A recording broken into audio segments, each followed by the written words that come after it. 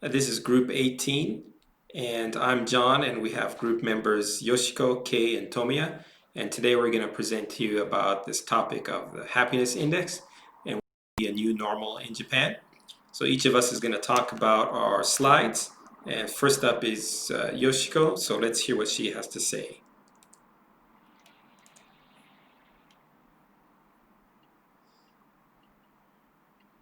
All right, go for it, Yoshiko. According to the Work-Life Balance Ranking Survey, Japan is ranked 35th out of 40 countries, and it could be considered as one of the causes of low Japanese life satisfaction. Is COVID-19 an opportunity for work-style reform?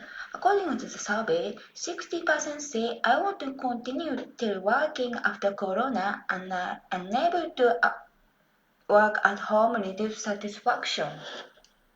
On the other hand, according to another survey, telework also has a demerit. Reducing commuting time and balancing childcare are ranked high as a merit, but management of working hours and long working hours are ranked high as demerit.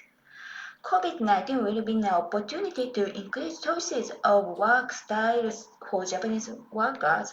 However, simply introducing telework does not solve the problem of work-life balance. As well as the work style becomes free, it will be necessary to review the quality and quantity of work. Okay, excellent. Thank you, Yoshiko. That was very interesting. All right, next up we have Kei. He's just going to narrate his over here. So let's get Kei's is slide 4. Okay, so let's see what Kei has to say about his.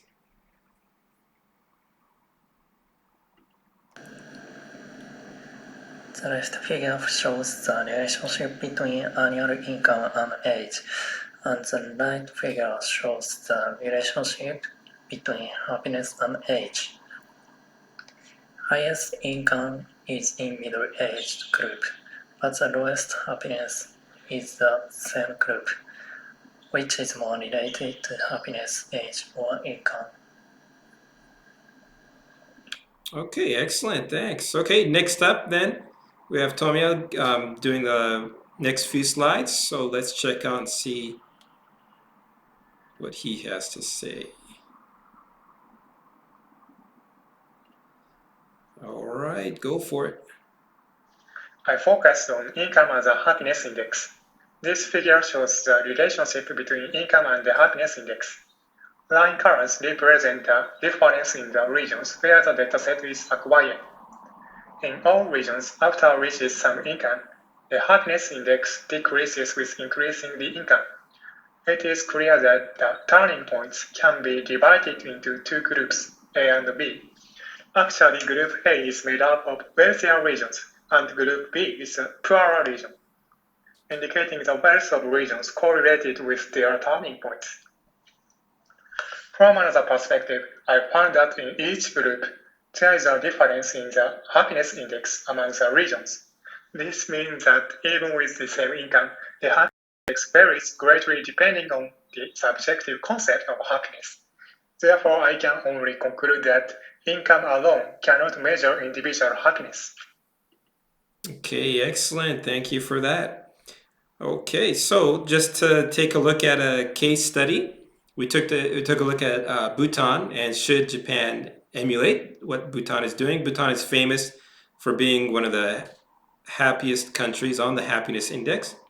However, we find that maybe people feel happy in Bhutan, but there are a lot of economic challenges they have to face. So it's not simply saying that we're happy and that can solve all of our problems. There's many practical things that we also have to consider, right? So it's possible, but there needs to be a lot of reform in Japan. So educational reform to focus on living sustainably and not just on jobs, employment reform, working hours, and social reform. So is Japan willing to make these reforms and focus less on economic development?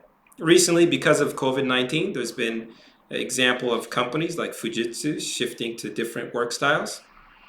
And hopefully we find that this is a trend that continues in Japan. Thank you very much. And here are our references. Thank you.